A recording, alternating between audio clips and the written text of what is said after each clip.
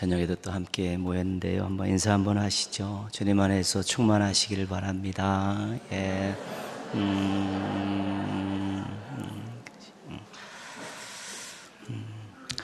이번 주 요절은 민수기 14장 24절입니다. 우리 갈렙에 대한 하나님의 평가죠.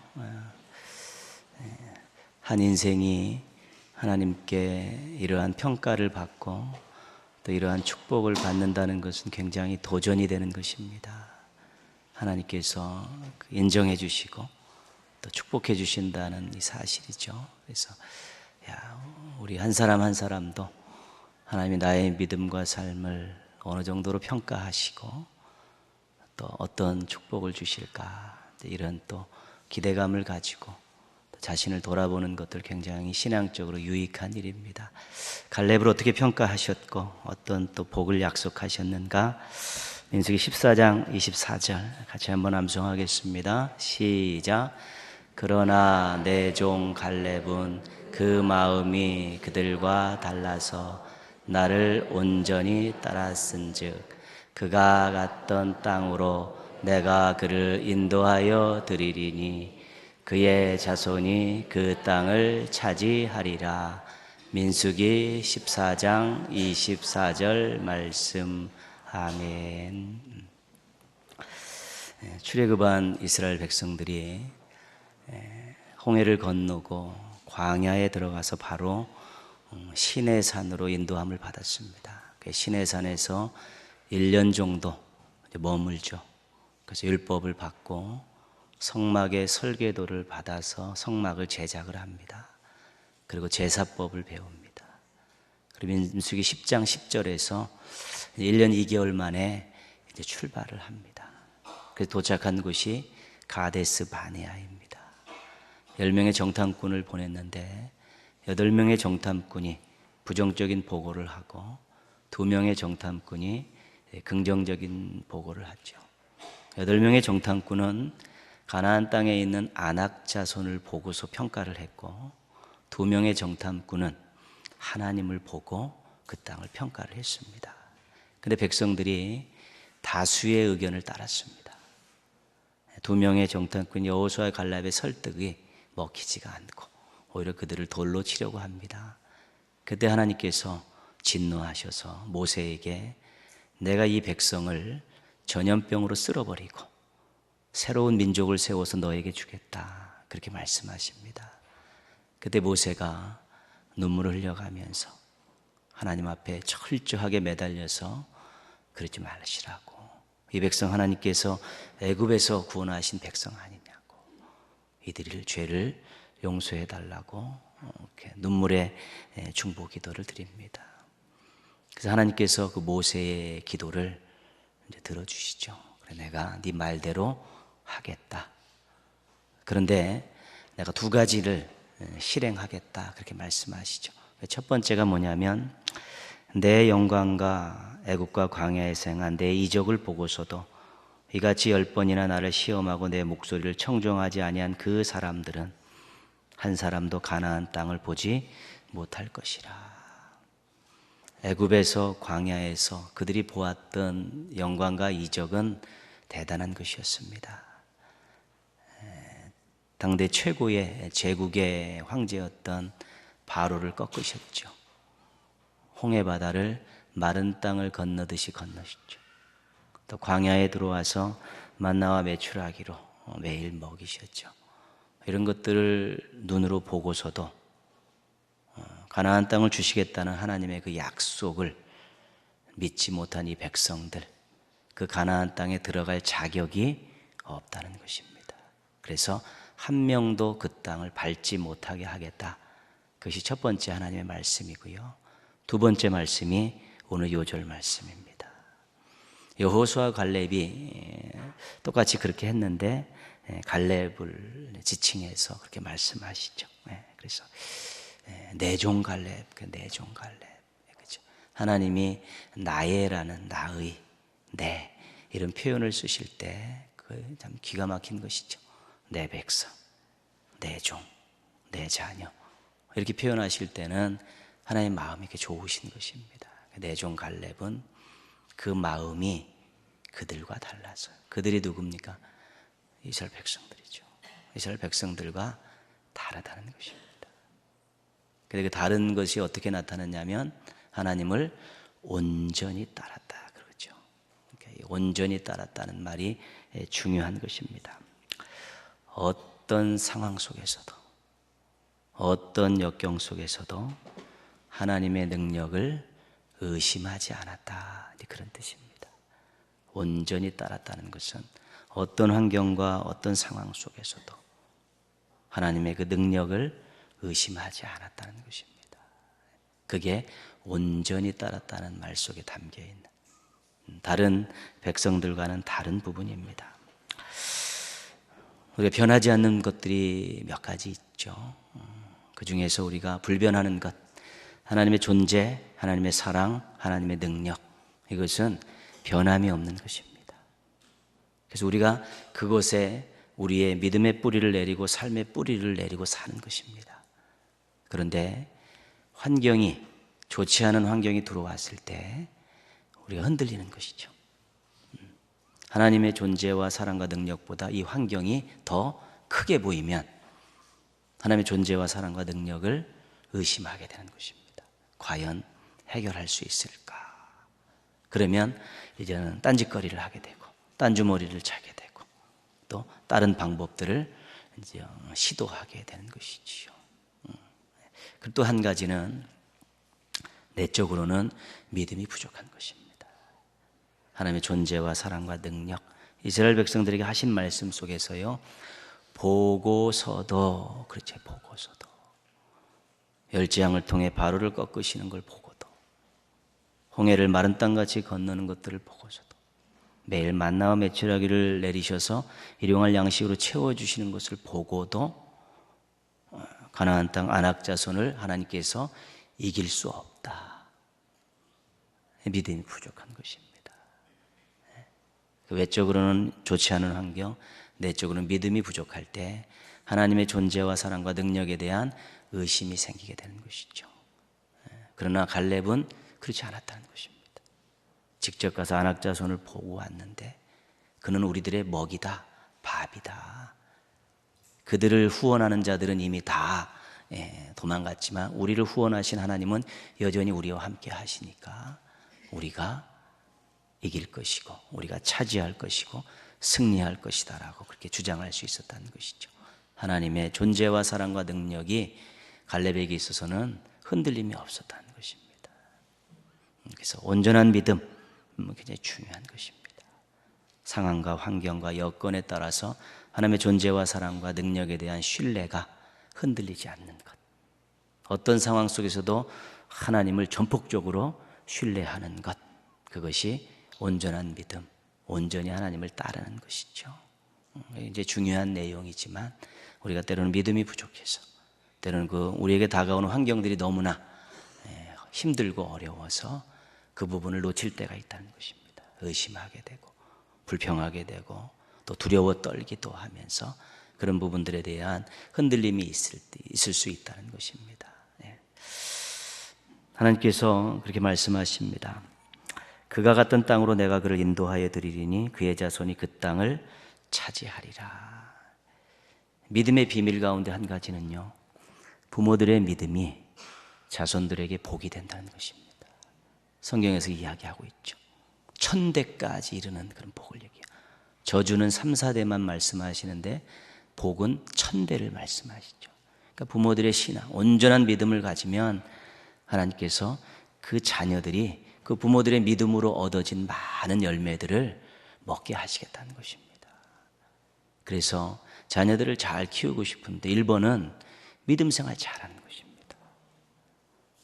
믿음 생활 별로 하면서 죽도록 밤새도록 일해가지고 애들을 가르친다고 그랬지만 실질적으로 그것은 성경하고는 좀 어긋나는 것입니다. 먼저는 믿음 생활 잘하는 것입니다. 온전한 믿음을 갖고 하나님을 따르면 그것으로 인해서 하나님께서 주신 복들이 많이 생겨나면 자녀들은 당연히 그 복을 누리게 되어 있고요. 더 큰 것은 뭐냐면 믿음의 본보기가 집안에 있다는 것입니다. 온전한 믿음을 가지고 어떤 환경 속에도 하나님을 전폭적으로 신뢰하는 부모들을 바라보고 크는 자손들의 믿음이 좋을 수밖에 없는 것입니다. 좋은 믿음의 선배, 좋은 믿음의 그런 지도자들, 그 눈앞에서 매일 보고 크는데 그 믿음이 허튼 믿음이 될 수 없다는 것이지요. 그런 의미에서 믿음 생활 잘하는 것이 자녀들에게 큰 복이 되는 것입니다. 그들의 믿음뿐만 아니라 그들의 삶도, 부모들의 믿음으로 얻었던 모든 것들, 하나님이 주신 것들을 그들이 함께 누릴 수 있고, 그들이 부모들의 그 믿음을 보면서 자신들도 그러한 믿음을 가지면서 또 거기서 파생되는 열매들을 또 그 자손들에게 먹을 수 있고, 이것이 대를 이어 복을 누리고 대를 이어 충성하는 믿음의 명문 가문에서 일어나는 일들입니다. 하루아침에 믿음의 명문 가문이 일어나지 않고 하루아침에 교회에 좋은 전통들이 세워지지 않습니다. 몇 세대에 이르기까지 땀 흘려 수고하고 겸손하게 하나님 앞에 믿음 생활 잘한 그런 선배들과 부모님을 푼 그 후세대들이 계속해서 그것들이 이어질 때 그것이 전통이 되고, 그것이 믿음의 명문 가문을 이루는 밑거름이 될 수 있다는 것입니다. 갈렙에게 주신 복이죠. 온전히 나를 따랐은즉 너 그 땅에 들어갈 수 있다. 그 땅에서 너희 자손이 그 땅을 차지하게 될 것이다 말씀하시죠. 하나님을 온전히 따르십시오. 어떤 상황과 형편 속에서도 그분의 존재와 사랑과 능력에 대해 전폭적으로 신뢰하십시오. 복된 인생 될 수 있고 자녀들에게도 엄청난 미래의 선물을 안겨다 줄 수 있게 될 것입니다. 온전한 믿음으로 자신과 후손들이 함께 복을 누리며 살아가는 믿음의 명문 가문을 이루시기를 주님의 이름으로 축복합니다. 데살로니가전서 이제 마무리합니다. 데살로니가 교회는 믿음과 사랑과 소망이 잘 조화롭게 이루어진 교회입니다. 그 데살로니가 교회는 주님을 본받는 교회였었고 주변에 있는 교회와 성도들에게 본이 되는 교회였습니다. 데살로니가 교회는 사도 바울이 부모의 마음을 가지고 목회한 교회입니다. 데살로니가 교회는 종말에 대해 약간의 지도가 필요한 교회였습니다. 실질적으로 종말에 대한 것, 먼저 예수님 오시기 전에 먼저 세상을 뜬 성도들, 그리고 때와 시기와 관계된 것들, 이 부분이 사실 핵심 내용이죠. 그리고 나머지 부분들은 이제 사도 바울이 하나님의 뜻을 전하는 그런 내용들이 있습니다. 사도 바울이 마지막 이제 권면을 하고 이제 23절의 기원입니다. 축복이기도 하죠. 어떤 기원을 했고 어떤 축복을 했는가? 23절 같이 한번 읽어보겠습니다. 평강의 하나님이 친히 너희를 온전히 거룩하게 하시고 또 너희의 온 영과 혼과 몸이 우리 주 예수 그리스도께서 강림하실 때에 흠없게 보존되기를 원하노라. 아멘. 하나님을 평강의 하나님이다 이렇게 고백하고 있죠. 1차적인 뜻은 화평하게 하시는 질서의 하나님, 공동체 안에서는 그렇게 부르고요. 두 번째는 개인적으로는 흠이 없도록 도우시는 하나님이란 뜻입니다. 성도들 늘 함께하면서 성도를 돕는 것이죠. 사도 바울이 이제 우리가 많은 편지를 썼는데 당시에 일반적인 편지 형태죠. 앞부분에 나와 있는 그런 수신자, 발신자, 그 다음에 이제 축복의 문구가 뭐냐면 너희에게 은혜와 평강이 있기를 원하노라 그렇게 되어 있습니다. 그래서 은혜와 평강. 근데 이것이 어디로부터 오냐면 하나님 아버지와 주 예수 그리스도로부터 은혜와 평강이 너희에게 있기를 원하노라 그렇게 되어 있죠. 그래서 은혜와 평강은 하나님이 예수 그리스도를 통해 주시는 것입니다. 선물입니다. 그래서 은혜는 하나님이 주시는 선물, 또 평강은 하나님이 동행하심으로 얻어지는 상태를 말합니다. 우리가 평안하다, 또 평강을 누리는 것은 하나님이 동행하실 때 나타나는 그러한 상태를 말하는 것입니다. 그렇기 때문에 평강의 하나님은 동행하시며 도우시는 하나님, 그런 뜻입니다. 왜 여기서 평강의 하나님이라는 고백을 했냐면 동행하시며 도우시는 하나님이라는 뜻을 가르쳐주고 확신을 시켜주기 위해서 그런 고백을 하는 것입니다. 친히라는 말은 하나님께서 역사하심을 강하게 표현한 것이죠. 하나님께서 친히 하신다. 그러면서 두 가지를 이야기하죠. 하나는 너희를 온전히 거룩하게 하시고, 두 번째는요, 너희의 온 영과 혼과 몸이 우리 주 예수 그리스도에서 강림하실 때에 흠없게 보존되기를 원하노라. 이 말씀의 초점은 우리 주 예수 그리스도께서 강림하실 때라는 것입니다. 주님 다시 오실 때 모든 성도는 그분 앞에 서는 것입니다. 근데 어떻게 쓰려고 노력해야 되냐면 거룩하게 쓰려고 노력해야 되고요. 그 다음에 흠없게, 부끄럼 없게 쓰려고 노력해야 되는 것입니다. 주님 다시 오실 때 거룩한 모습으로, 또 부끄럽지 않은 흠없는 모습으로 쓰는 것, 그것이 중요하다는 것이죠. 그래서 너희가 주님 다시 오실 때 그렇게 서기를 내가 원한다, 기도한다, 축복한다, 강조하는 것입니다. 그래서 거룩은 연습하는 것입니다. 우리가 성도로, 예수님을 믿고 성도로 부르심을 받지 않습니까? 그러면 거룩한 그러한 하나님 믿는 백성으로서 이제는 진짜 거룩을 훈련해 가는 것입니다. 그리고 신앙과 삶에 흠없게 서기 위해서 또 노력해야 되는 것이죠.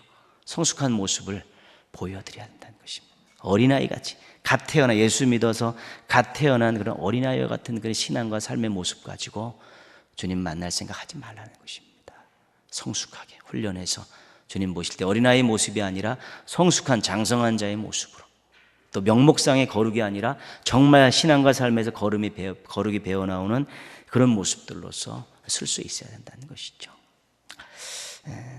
그 말씀 속에서 혼, 영, 혼, 몸 이런 표현들을 쓰고 있지만 실질적으로 그게 중요한 내용 아닙니다. 실은 분리될 수 없는 것입니다.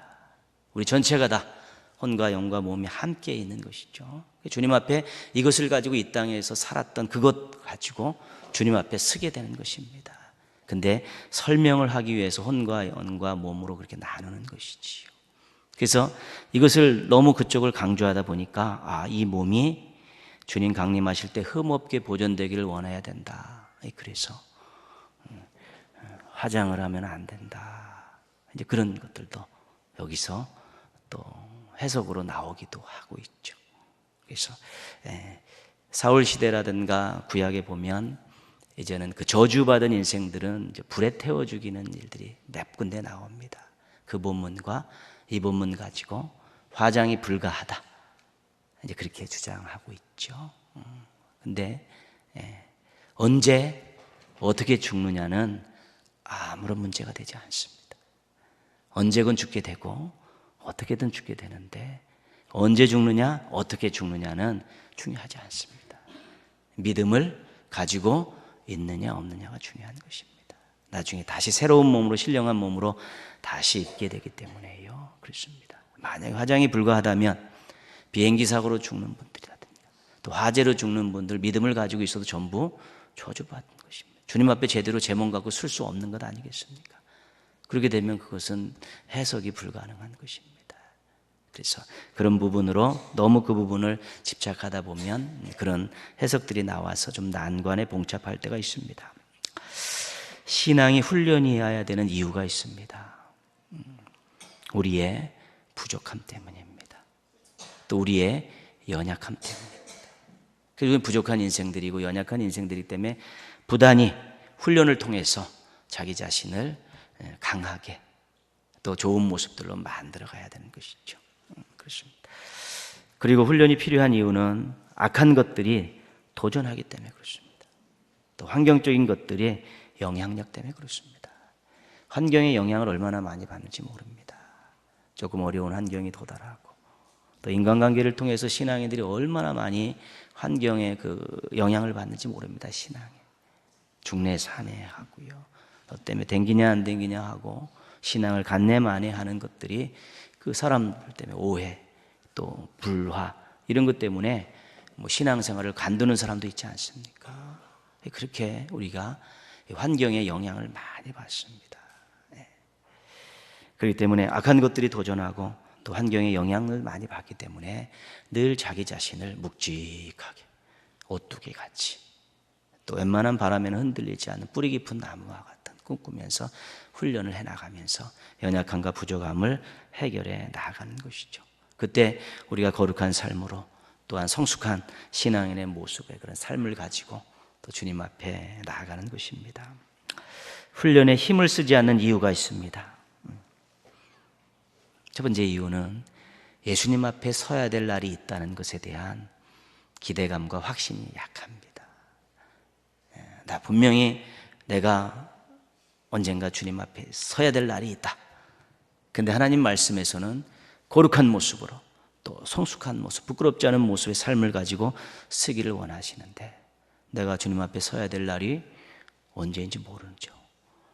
내일이 될 수도 있지 않습니까? 만약 그렇다면 그런 의식이 있으면 자기를 쳐서 거룩함과 성숙한 모습들을 위해서 늘 노력하게 되는데 천년만년 살 것 같습니다. 또 그 주님 앞에 서야 된다는 것에 대한 간절함과 또 사모함도 별로 없습니다. 그럼 무덤덤하게 그냥 신앙생활을 하지요. 훈련에 힘을 쓰지 않는 이유는 또 있습니다. 악한 것들에 대한 공격에 대해 무지하고 위기감이 없기 때문에 그렇습니다. 교묘하게 우리를 넘어뜨리고 실족시키려는 그런 공격들이 끊임없이 우리들에게 오고 있는데 거기에 대한 위기감이 없으면 됐죠. 별 위기감이 없습니다. 악한 것들이 나를 공격해봤자 괜찮다. 그러면 훈련에 힘쓰지 않습니다. 세 번째는 훈련을 안 한다고 당장 문제가 생기지 않기 때문입니다. 개인경건생활 한 일주일 빼먹어도 내 삶에 별로 아무런 변화가 없습니다. 갑자기 어려운 일들이 생겨나고 그런 건 없습니다. 훈련을 하지 않아도 별반 변화가 없죠. 그러니까 그냥 가는 것이죠. 일주일 안 해도 문제가 없네. 말씀 안 읽어도 그대로 신앙생활 하는데 별 지장이 없네. 기도생활 띄엄띄엄 해도 그냥 굴러가네. 그러면 훈련의 필요성이 없는 것입니다. 훈련을 한다고 눈에 보이는 성과가 금방 나타나지 않기 때문에 훈련하지 않습니다. 일주일 정도 기도생활하면 뭔가가 뒤바뀔 것 같고 또 말씀 암송하고 또 공부하고 훈련에 참여하다 보면 뭔가 새로운 역사들이 일어날 것 같은데 또 그렇지 않습니다. 그래서 또 훈련에 대한 절실함이 사라지기도 하는 것입니다. 훈련이라는 것은 장기적인 것입니다. 그리고 훈련이라는 것은 보이지 않는 곳에서 역사가 일어나는 것입니다. 그래서 꾸준한 성실입니다. 근데 그것들이 이제 빛을 발할 때가 있는 것이죠. 위기 상황이 닥쳤을 때, 옛날에는 내가 아둥바둥했었고 또 혼자서 동분서주했었는데 이제는 마음이 평안하네. 이제는 먼저 무릎 꿇게 되네. 주님의 도우심을 간구하게 되네. 그러면서 그런 부분들이 자신의 훈련의 성과들이 이제 그런 데서 조금씩 보이게 되는 것이죠. 이전에 관심 없었던 부분들에 또 사랑의 마음이 통하기도 하고요. 옛날 같으면 혈기를 내야 될 일에 대해서 또 차분하게 또 바라보기도 하게 되고요. 또 힘들어가지고 금방금방 관뒀던 일들에 대해 또 우직하게 인내심도 생겨서 때로는 버티기도 하고 이런 일들이 우리의 또 사명과 삶 속에서 그 힘을 발하는 것들인데 하루 이틀 돼서 그런 것들이 갑자기 나타나지 않습니다. 꾸준히 가는 것이죠. 오늘 한 끼 먹은 내 밥이 어떤 영향이 되겠습니까? 배부름의 만족감도 주지만 거기서 어떤 영양분이 내 속에 어떤 데도 스며들어서 또 하나에 잘 저장되어 있다가 다른 것들과 또 연합해서 또 힘을 쏟고 좋은 세포를 또 만들어내고 그런 거 아니겠습니까? 한 번 먹었다가 알통이 푹 나오고 한 번 먹었다가 힘이 솟고 이런 것들은 아니지 않습니까? 그렇지만 안 먹으면 오랜 세월 안 먹으면 탈이 나지요. 그래서 신앙은 훈련해야 되고 훈련에 대한 절박함이 없으면 늘 제자리 신앙입니다. 신앙은 제자리가 없습니다. 신앙은 나아가지 않으면 후퇴하는 것입니다. 제자리라고 느끼는 순간 이미 밀리기 시작하는 것입니다. 거룩하게 하시고 보존되기를, 이게 다 수동태지 않습니까? 내가 거룩하게 된다는 게 아니라 거룩하게 하시고 또 보존되기를, 그 다 누군가 제 삶의 손길에 의해서 되어지는 것이지요. 그래서 평강의 하나님이 그 일을 하신다는 것입니다. 우리를 거룩하게 또 흠이 없게 보존되기를, 성숙한 모습으로 쓸 수 있도록 평강의 하나님이 우리를 동행하시며 도와주신다는 것입니다. 그 믿음을 가지라는 것입니다. 24절 말씀에 한번 같이 읽겠습니다. 너희를 부르시는 이는 미쁘시니 그가 또한 이루시리라. 그렇죠.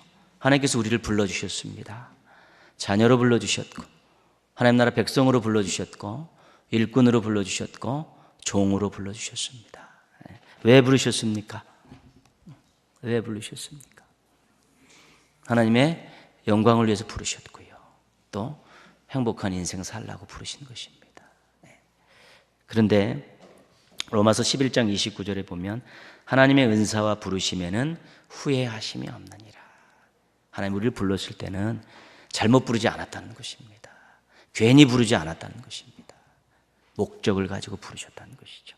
그래서 그 목적을 이루시기 위해서 평강의 하나님께서 그 목적을 이루기 위해서 우리와 동행하시면서 우리를 도우신다는 것입니다. 부름을 받았다는, 하나님의 자녀로 부름을 받았다, 백성으로 부름을 받고 일꾼으로 부름을 받았다면 반드시 목적을 이루어야 되는데, 그 목적을 이루기 위해서 하나님께서 우리를 도와주신다는 것입니다.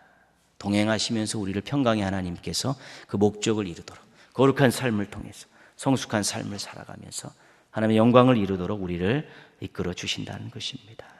그래서 그것이 굉장히 중요한 것이지요. 그래서 하나님 나를 부르셨구나, 성도로 부르셨다, 그러면 거룩한 모습으로 하나님 앞에 서기 위해서 부단히 노력해야 되고요. 하나님 나를 일꾼으로 부르셨구나, 그럼 하나님의 영광을 드러내는 그런 사명 감당을 위해서 또 기도하며 또 노력해야 되는 것이고요. 그렇게 살다가 하나님 앞에 거룩하고 성숙한 모습으로 이제는 서게 되는 것입니다.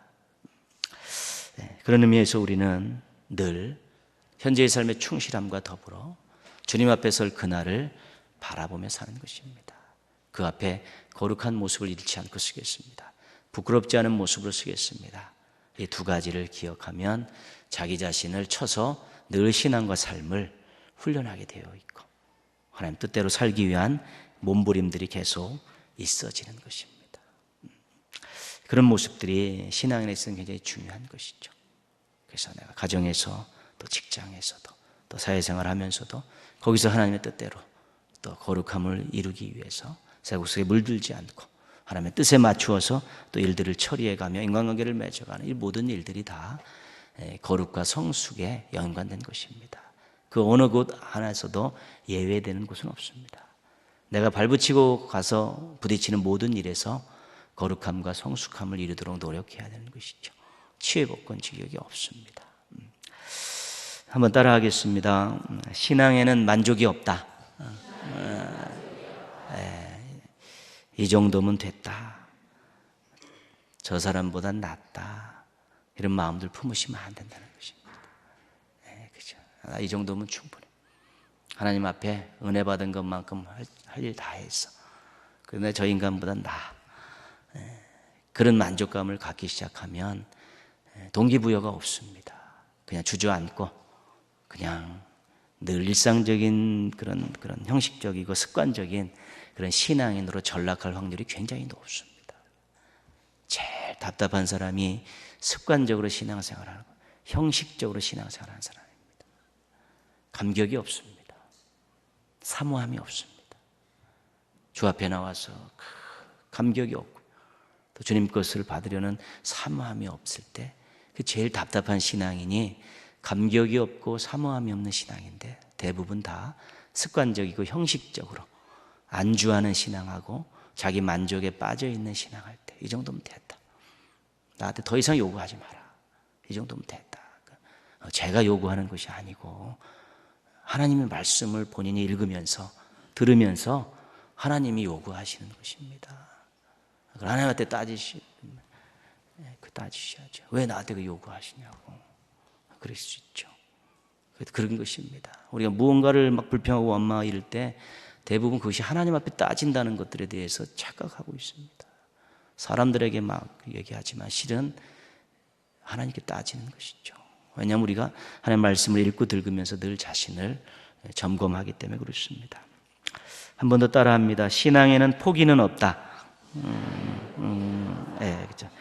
더 이상은 안 된다. 이렇게 살다 가겠다. 이런 것들은 없습니다. 주님 부르실 전날까지 내가 더 좋은 모습으로 하나님 앞에 서겠다라는 그 절대절명의 마음들을 갖고 사셔야 되는 것입니다. 내가 오늘보다 내일 하나님 앞에 더 좋은 모습으로 서시겠다. 오늘보다 내가 내일 더 거룩한 모습으로 하나님 앞에 서기에 노력하겠다. 이런 마음들을 가지고 살아야 되는 것입니다.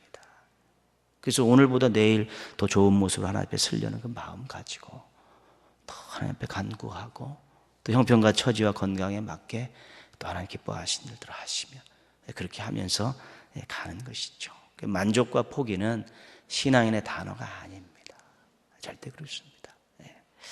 오늘보다 내일 더 좋은 모습으로 하나님 앞에 서기 위해 노력하며 사는 것입니다. 왜요? 하나님 앞에 또 주님 앞에 설 날이 반드시 있기 때문에 그때 섰을 때 거룩함과 성숙한 모습으로 하나님 기대하시는 모습으로 서기 위해서 노력하고 오늘보다 내일 더 좋은 모습으로 서겠다는 그런 마음을 갖고 사는 것, 그것이 늘 자신을 이렇게 훈련으로 몰아가고요. 또 늘 자신을 깨어있게 하고 늘 또 하나님 앞에 제대로 선 모습으로 서려는 거기에 또 새로운 생명력 넘치는 그런 신앙의 그런 못자리들을 준비하게 되는 것입니다. 마지막으로 몇 가지를 부탁하고 있는데요. 25절 말씀 보시면요.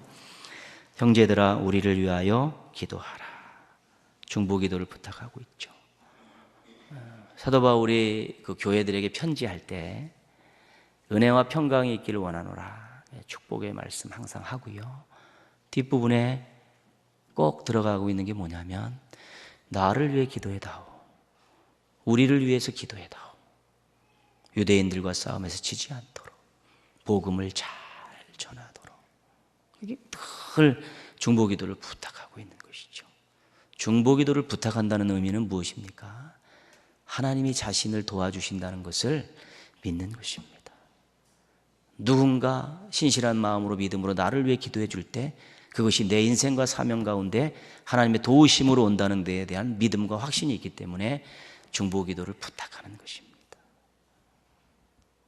물론 사안에 따라 다른 사람이 몰랐으면 좋겠다. 그래서 중보기도를 이야기하지 않는 경우도 있고요.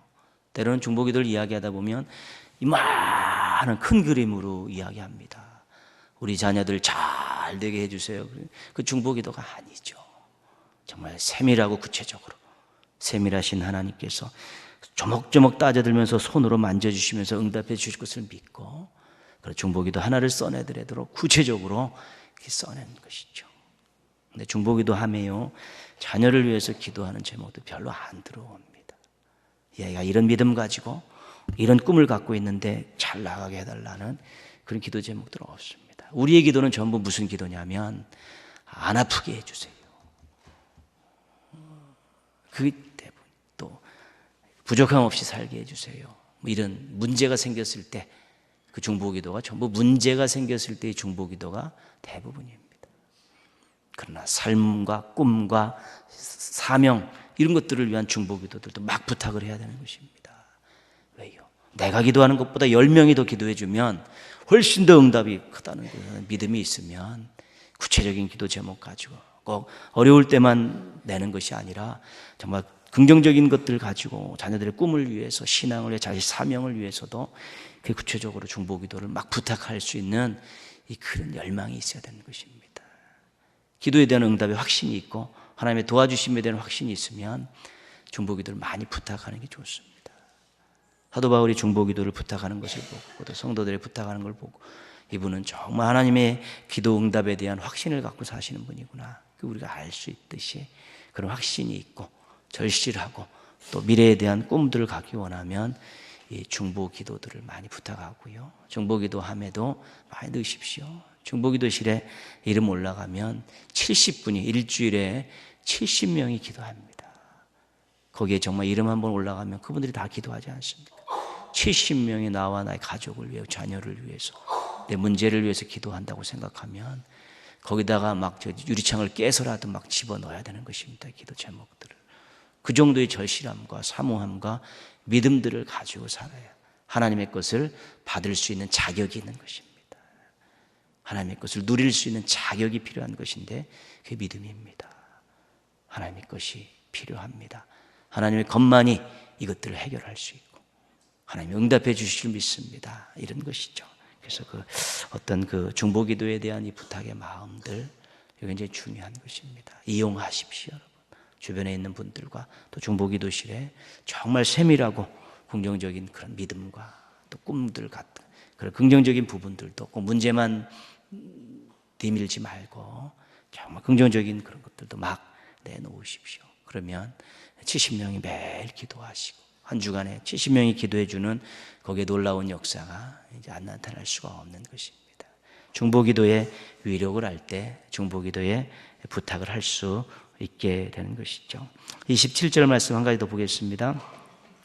내가 주를 힘입어 너희를 명하노니 모든 형제에게 이 편지를 읽어주라. 그렇죠. 말씀을 공유하기를 원하는 것입니다.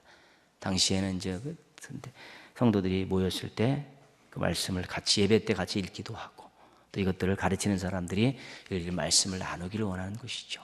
말씀은 공유하는 것이 좋습니다. 또 말씀을 통해 받은 은혜들을 서로 나누는 것이 좋습니다. 중보기도와 이 말씀 공유를 이야기하는 것은 하나님의 말씀과 기도로 거룩하여짐이니라. 디모데전서 4장 5절 말씀에 증거가 있기 때문에 그렇습니다. 말씀과 기도가 거룩한 삶, 또 성숙한 삶의 기본적인 것입니다. 하나님의 말씀을 놓고 기도하면서 거룩한 모습으로 또 성숙한 모습으로 바뀌어갈 수 있기 때문에 그렇고요. 본인이 기도하는 것도 좋지만 또 많은 사람들에게 기도를 부탁하면 더 힘이 되고 본인이 은혜 받은 말씀들을 함께 공유하면서 구역 예배 때도 한번 좀 나누시고 식사하고도 또 매일 똑같은 본문을 우리가 묵상하니까요. 또 말씀도 좀 나누시고 거기서 기도 제목들 공유하시고 그렇게 가시다 보면 말씀 생활, 기도 생활을 통해 또 거룩함과 성숙함으로 가는 기본 기기가 아주 탄탄하게 잡히게 되는 것입니다. 개인적으로 공동체에서 말씀과 기도를 나누는 일들 많이 하십시오. 중보기도 부탁하고 말씀들 공유하고 나누는 일들 많이 하게 되면 거룩함과 성숙함을 이루는데 큰 유익을 얻을 수 있게 되는 것입니다.